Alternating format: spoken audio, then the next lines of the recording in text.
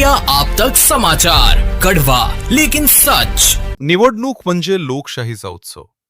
पण हाच उत्सव जर भीतीच्या सावटाखाली साजरा होत असेल तर प्रश्न फक्त राजकारणाचा राहत नाही, तो थेट लोकशाहीच्या सुरक्षिततेचा बनतो.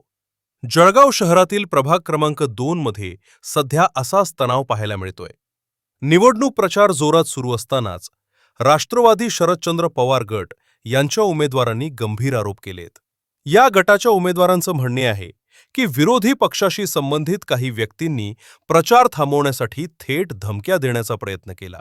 तरी पण त्यांच्या समोर ते घाबरतानी ना, पोलिसांना घाबरतानी ते काय म्हणतात, आमचं काय वाकडं करून घेणार आहे ते, आम्ही काही करू तर आमचं कोणी वाकडं करू शकत नाही असे डायरेक्ट सांगता आम्हाला. ते आमच्या तोंडावरती सांगता की आम्ही शिवीगाळ केली, मारहाण केली तरी आमचं काहीच करू शकणार नाही. डायरेक्ट धमक्या देतात ते आम्हाला. मग आता मर्डर व्हायची वाट बघायची का आम्ही? आमचा मर्डर होईल तर हे कारवाई करतील का आमच्यावरती? संगीता वसंत कोडी गटातील कार्यकर्ते सांगतात, प्रचार करत असताना आमच्या लोकांना इशारे दिले जातात. प्रचार बंद करा नाहीतर परिणाम भोगावे लागतील असे शब्द वापरून दबाव टाकला जात आहे.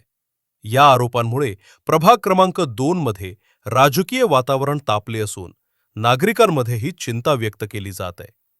आज जी घटना घडली आहे ते महिला फक्त महिला प्रचार करत असताना 8-10 व्यक्ती टू व्हीलरवर त्यांच्या मागे पुढे फिरतात, 4 व्हीलर आणून त्यांच्या पुढे उभे करतात.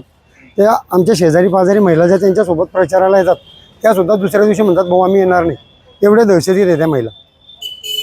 आणि आज माझा भाऊ आनंदा धोंडेबा शिंदे आमच्या प्रभागात काळेनगरमध्ये स्लिपा वाटत असताना त्याला दोघी भावांनी मारहाण केली. विजय जगताप, सागर जगताप. त्याच्या खिशाची झडती घेतली. त्याच्याबरोबर बाहेरच्या हद्दपार गुन्हेगारसुद्धा होते. ते व्हिडिओमध्ये दिसत आहेत. तरी पोलीस प्रशासन त्यांच्यावर काही कारवाई करत नाही. दरम्यान विरोधी पक्षाने हे आरोप पूर्णपणे फेटाळलेत. त्यांचा दावा आहे हे सर्व आरोप निवडणूक काळातील राजकीय स्टंट आहेत. आमचा कोणत्याही धमकीशी काहीही संबंध नाही. या प्रकरणी सध्या कोणतीही अधिकृत तक्रार दाखल झाल्याची माहिती समोर आलेली नाही.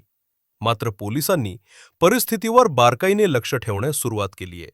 धमकी, दडपशाही किंवा गोंधळ दिसून आल्यास तात्काळ पोलिसांना माहिती देण्याचे आवाहन करण्यात आले. आवश्यकतेनुसार प्रभागात पोलीस गस्त वाढवण्याचे संकेतही देण्यात आलेत. निवडणूक लढवली जावी विचारांनी, प्रचार व्हावा मुद्द्यांवर, धमक्यांवर नाही.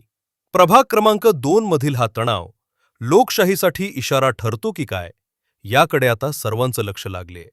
जळगावातून आनंद शर्मा आणि भारती स्वर्णे, इंडिया आप तक न्यूज, मराठी.